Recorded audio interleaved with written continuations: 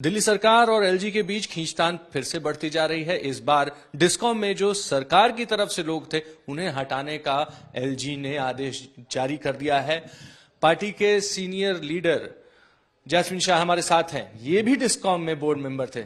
Sir, क्या हुआ, कैसे पार्टी की तरफ से जो लोग गए थे वहां पर बोर्ड मेंबर थे उनको हटाने का निर्णय लिया और कैसे आप लोगों को क्या इत्तला दी गई इसके बारे में? देखिए, पहले तो मैं कह दूं कि हमारी नियुक्ति कोई पार्टी की तरफ से नहीं हुई थी।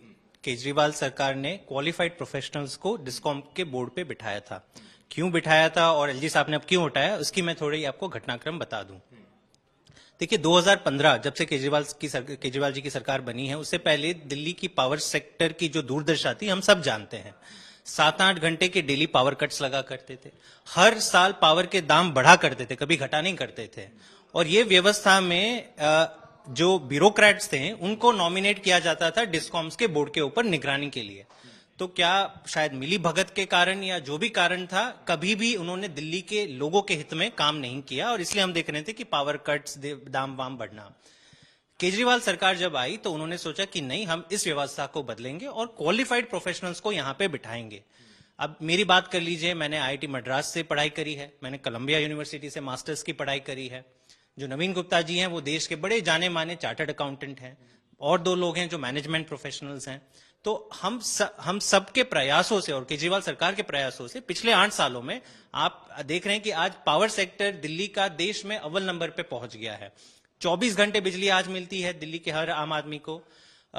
बिजली के दाम 8 सालों से बढ़े नहीं है, बल्कि 70% परिवारों को मुफ्त बिजली मिलती है। और दिल्ली के डिस्कॉम्स आज देश के टॉप रैंक डिस्कॉम्स पाए गए हैं, वो केंद्र सरकार अपनी स्टडी में कह रही है। तो ये सारी व्यवस्था जब इतनी बढ़िया चल रही है तो इसे बदलने के पीछे क्या कारण था? कारण साफ था, एलजी साहब चाहते हैं कि पावर सेक्टर दिल्ली का ठप हो, जो मुफ्त बिजली मिलती हो वो बंद हो, जो 24 घंटे बिजली हो वो भी बंद हो।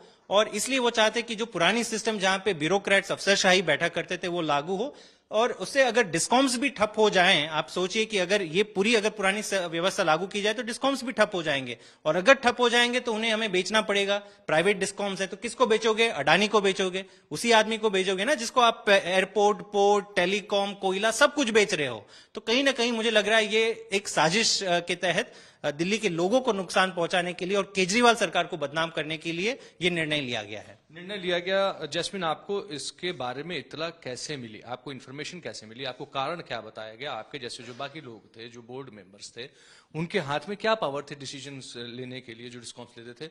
इसके बारे में भी देखिए, बोर्ड मेंबर्स को, क्योंकि गवर्नमेंट एक माइनॉरिटी शेयर होल्डर है, बोर्ड मेंबर्स कोई डिसीजन नहीं लेते, वो निगरानी रखते हैं, देख सकते हैं कि कहीं पे कुछ गलत ना हो रहा हो और अपनी सरकार का पक्ष रख सकते हैं। और ये काम बखूबी हो रहा था। आप देख रहे हैं कि पावर सेक्टर में बहुत सुधार हुआ था। लेकिन आप ये देखिए कि यहां पे आरोप लगाया गया कि नहीं, बहुत बड़ा घोटाला हो गया, कुछ हो गया। किसी ने हमारी पक्ष नहीं ली है, लेकिन डिसाइड भी कर लिया कि नहीं, घोटाला हो गया और हम कोई जांच भी नहीं करेंगे, लेकिन हम आपके नॉमिनीज को बदलेंगे। तो आरोप भी आप लगाएं, जज भी आप बने और डिसीजन भी आप ही पास कर लें। तो साफ है कि ये कहीं ना कहीं इसके पीछे केवल एक राजनीति है, गंदी राजनीति है, केजरीवाल सरकार को बदनाम करने की राजनीति है। और बड़ी साजिश है कि दिल्ली के पावर सेक्टर को ठप किया जाए। ऐसे ही ठप करे जैसे आप इन्होंने मोहल्ला क्लिनिक में 3 महीने तक इन्होंने सैलरीज नहीं रिलीज करी। आज देख रहे हो एजुकेशन सेक्टर में हमारे टीचर्स को फिनलैंड नहीं भेजा जा रहा है। तो कहीं ना कहीं एलजी साहब, ये साफ होता जा रहा है। और बड़े दुख की बात है कि आज दिल्ली को एक ऐसा एलजी मिला है जो हर दिन चुनी हुई सरकार के अधिकार क्षेत्र में आते हैं और गैर कानूनी और गैर संवैधानिक तरीके से अपने फैसले जारी करते हैं और अफसरों को बुला के सीधे फैसले दे देते हैं। मुख्यमंत्री को, रिलेवेंट मिनिस्टर को कभी बातचीत होती नहीं है। तो ये बड़े दुख की बात है कि इस प्रकार से संविधान की खिलाफत हो रही है।